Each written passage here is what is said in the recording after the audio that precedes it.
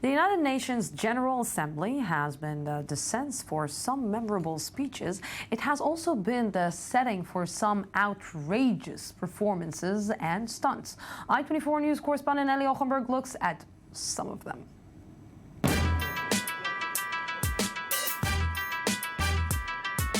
The Super Bowl of Diplomacy, aka the United Nations General Assembly, opened this week for the 17th time, and world leaders are engaged in hectic preparations for their 15 minutes of fame in the spotlight.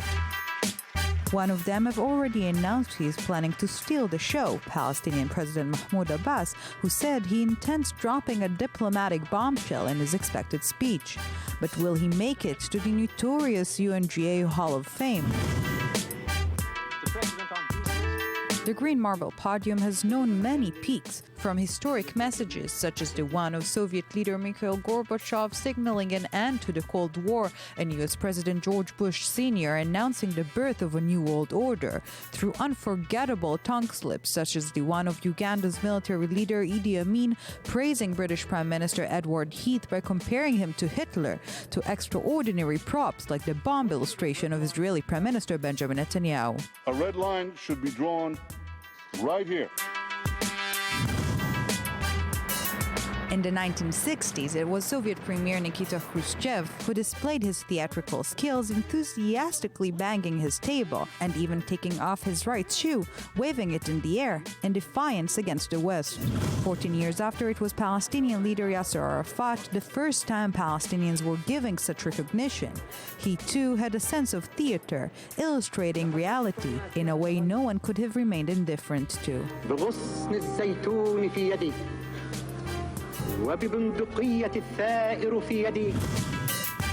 Jumping a few decades later, when good and evil were at the center, as Venezuela's President Hugo Chavez was determined to demonize U.S. President George Bush Jr. Yesterday, ladies and gentlemen, from this rostrum, the President of the United States, the gentleman to whom I refer as the devil, came here talking as if he owned the world. In the category of Best Performer, a reference to the 2009 UNGA is a must, when it was not an idea that took over the discourse, but a person. Without even mentioning the Bedouin tent he set up in the middle of New York, after 40 years in power, Libya's leader Muammar Gaddafi shined like a star. In his first speech ever to the world body, Gaddafi carried out a prolonged monologue of no less than 100 minutes instead of the allowed 15, maybe to compensate for all the years he didn't participate in the assembly, and maybe just out of spite. Last but definitely not least in the row of unforgettable performances is Iranian leader Mahmoud Ahmadinejad. He gave several memorable speeches, but maybe the most dramatic was in 2010, when he triggered a major walkout of Western diplomats after accusing the US government in orchestrating the 9/11 attacks.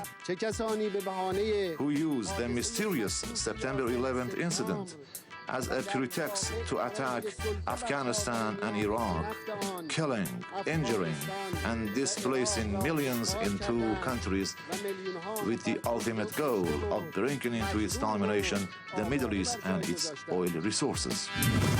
Maybe it's the collegial gathering, the historic scenery, or simply a desire to make full use of the 15 minutes in the limelight. One thing is certain, world leaders do their very best every year to deliver an outstanding show at the UNGA. The only question remains, what additions will this year's assembly add to the history books?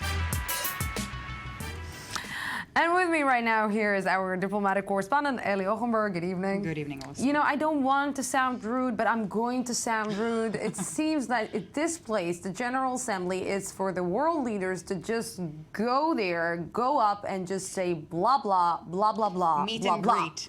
Yeah, there's definitely an atmosphere of a high school reunion or something. But indeed, remarkable appearances of many world leaders. This is what Abbas intends to do. I'm not sure how humorous or theatrical his performance is going to be, but he's definitely going to send a very, very clear message. What is this clear message that he's planning? What, he wants to just resign to the General Assembly? Just No, we will not get into his resignation because many Palestinian officials say that this old resignation story is in order to shift the focus from this speech we will see of him next week. His speech is expected to focus on the Oslo Accords and of course, of the alleged violations of Israel of this agreement. And Israeli establishment officials are assuming that he will either talk about cancellation of the Oslo Accords. Talk about it, not actually canceling. Talk. Again, these are the assumptions of Israel, or dismantling the PA, leaving the responsibility of the Palestinian territories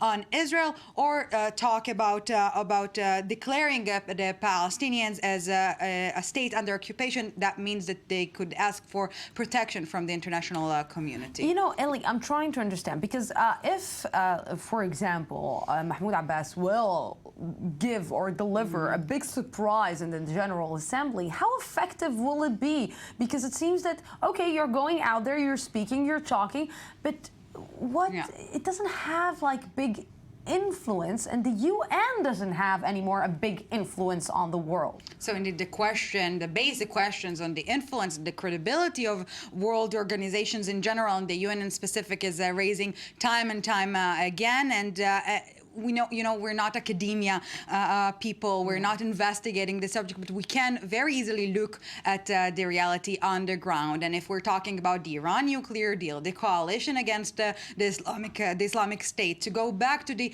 U.S. war on Iraq, the UN was irrelevant in those cases. So what indeed those speeches, or in general, again, the substantial existence of the UN is at the moment, I'm not sure I'm able to answer. Do you remember anything that was changed? Because we remember that the doc from Benjamin Netanyahu, the doc speech, the bomb, about everything was Iran, and again Iran deal, just... Yes, obviously we will hear a lot about the Iran deal, both from Iranian President Rouhani, Obama, and of course Netanyahu, and we can expect many gimmicks. Before Benjamin Netanyahu is going to take his speech, me and you are going to sit down and going to gamble what the main issues are going to be. I think it will be very easy, very easy. Very easy, huh? Iran, you think? Iran.